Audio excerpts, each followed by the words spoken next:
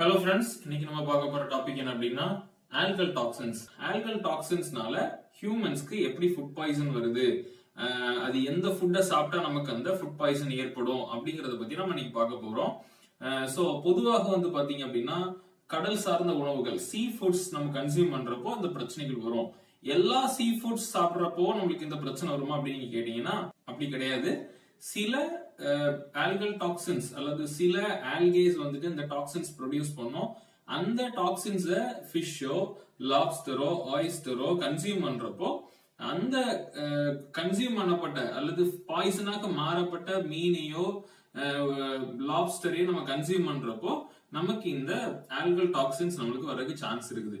சரி, எந்தெந்த விதமான ஆல்கல் டாக்ஸின்ஸ் நமக்கு வருது அப்படிங்கறத பத்தி நம்ம டீடைலா பார்க்கலாம். So the first concept is paralytic shellfish poisoning. So the paralytic shellfish poisoning எதனால ஏற்படுதுன்னு பாத்தீங்க அப்படின்னா நாம கன்சியூம் பண்ற கடல் சார்ந்த உணவுகள், அதாவது மசல்ஸ், ஆயிஸ்டர்ஸ், இந்த மாதிரி கடல் சார்ந்த உணவுகளை சாப்பிடுறப்போ இந்த பிரச்சனை நமக்கு ஏற்படுது. இந்த ஆயிஸ்டர்ஸ் அல்லது மசல்ஸ் அல்லது ஃபிஷஸ் வந்து பாத்தீங்க அப்படின்னா ஒரு டைனோஃபிளாஜிலேட், அதாவது குறிப்பிட்ட டைனோஃபிளாஜிலேட்ஸ் இருக்குது. இந்த டைனோஃபிளாஜிலேட்ஸை கன்சியூம் பண்றப்போ, டைனோஃபிளாஜிலேட்னா ஒண்ணுமே இல்ல, ஆல்கே தான், சரியா? அது ஒரு பாசி வகையை சார்ந்ததுதான்.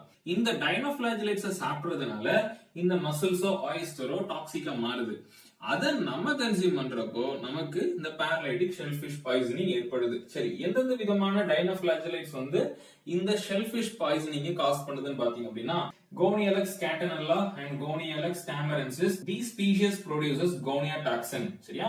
சோ ரெண்டாவது வந்து பாத்தீங்க அப்படின்னா Saxidomonas giganteus. அது என்ன டாக்ஸின் ப்ரொடியூஸ் பண்ணுதுன்னு பாத்தீங்க அப்படின்னா saxitoxin. So the Saxidomonas giganteus produces saxitoxin. Carina brevis produces bretoxin. So இந்த விதமான டாக்ஸின்ஸ் இந்த டைனோஃபிளாஜிலேட்ஸ்ல கன்சியூம் பண்றப்போ இந்த கடல் சார்ந்த உணவுகள் டாக்ஸிக்கா மாறுது. அதை நம்ம கன்சியூம் பண்றப்போ நமக்கு ஆல்கல் பாய்சனிங் ஏற்படுது. ரெண்டாவது வந்து பாத்தீங்க அப்படின்னா சிகுவேட்டரா poisoning. Consuming fish that feed on herbivorous or reef fishes which in turn feed on dinoflagellate. So the same concept தான். பவள பாறைகள் இருக்கிறதா மீன்கள் அப்படின்னு சொல்லப்பட்டிருக்கிறது. ஹெர்பிவோரஸ்னா என்ன? இலை தலைகளை சாப்பிடுறத நம்ம ஹெர்பிவோரஸ் சொல்லுவோம். சோ சில மீன்கள் இந்த பாசிகளை சாப்பிட்டு தான் வந்து உயிர் வாழும்.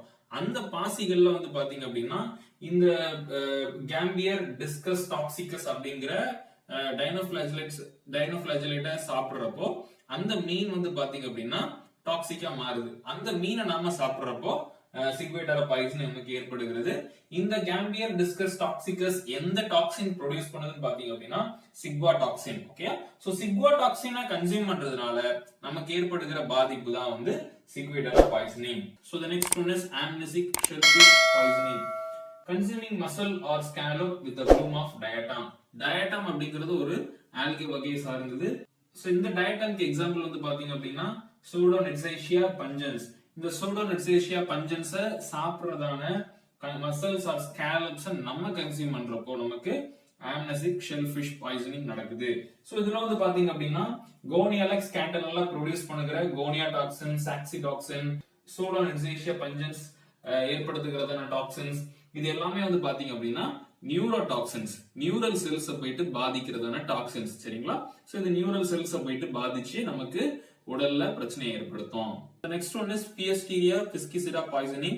சோ இந்த பாய்சனிங் வந்து பாத்தீங்க அப்படின்னா எப்படி நடக்குதுன்னா இந்த Pfiesteria piscicida இந்த ஸ்பீஷியஸ் வாழ்கிற இடத்தை சுத்தி என்ன பண்ணும் அப்படின்னா இந்த டாக்ஸின்ஸ் வந்துட்டு ஸ்ப்ரெட் பண்ணி விட்டுரும்.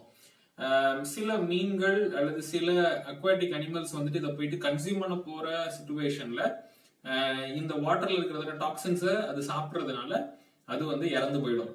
சோ அந்த மீன்களையோ அந்த விலங்கினத்தை நம்ம சாப்பிடுறப்ப நமக்கு இந்த Pfiesteria piscicida பாய்சனிங் நமக்கு ஹியூமன்ஸ்க்கு ஏற்படும். சரிங்களா? சோ இந்த டாக்ஸின்ஸை பொறுத்தவரை இது ஒரு ஹீட் ஸ்டேபிளான டாக்ஸின், அதாவது ஹீட் கொடுத்தா உடஞ்சு போகாத டாக்ஸின். சோ இது நம்ம எவ்வளவு குக் பண்ணாலும் இந்த டாக்ஸின் வந்துட்டு ரிமூவ் ஆகாது, நம்ம உடம்புக்கு பிரச்சனை ஏற்படுத்தும். So the next one is tetrodotoxin. Tetrodotoxin is produced by the algae, calcareous algae of Jania species. Okay, so இந்த ஸ்பீஷியஸ் கன்சியூம் பண்ணிக்கிறதான மீன்கள் வந்து பாத்தீங்க அப்படின்னா இந்த டெட்ரோடோடாக்சின் வந்துட்டு நமக்கு ஹியூமன்ஸ்க்கு ஏற்படுத்தும்.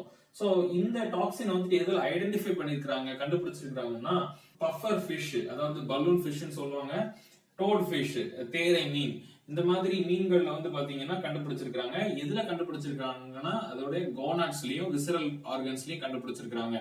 சோ எப்பவுமே இந்த மீன்களை நம்ம சாப்பிடுறப்ப என்ன பண்ணணும் அப்படின்னா ஈவிசரேஷன் பண்ணணும். உள்ள இருக்கிறதான இன்டர்னல் ஆர்கன்ஸை நம்ம எடுத்துட்டோம் அப்படின்னா இந்த டாக்ஸின்ஸ் வந்துட்டு நமக்கு எந்த பாதிப்பும் ஏற்படுத்தாது. ஏன்னா அந்த விசரல் ரீஜன்ஸ்ல இருக்கிறதான இந்த டெட்ராடாக்சின் வந்து நம்ம ஈவிசரேட் பண்ணி எடுத்துட்டதுக்கு அப்புறம் வந்து பாத்தீங்க அப்படின்னா அந்த டாக்ஸின் வந்து அந்த அதனுடைய ஃபிளஷ்லயோ அதனுடைய சர்ஃபேஸ்லயோ இருக்காது. சரிங்களா? சோ அதை நம்ம கன்சியூம் பண்றப்போ ஒரு பிரச்சனை இருக்காது.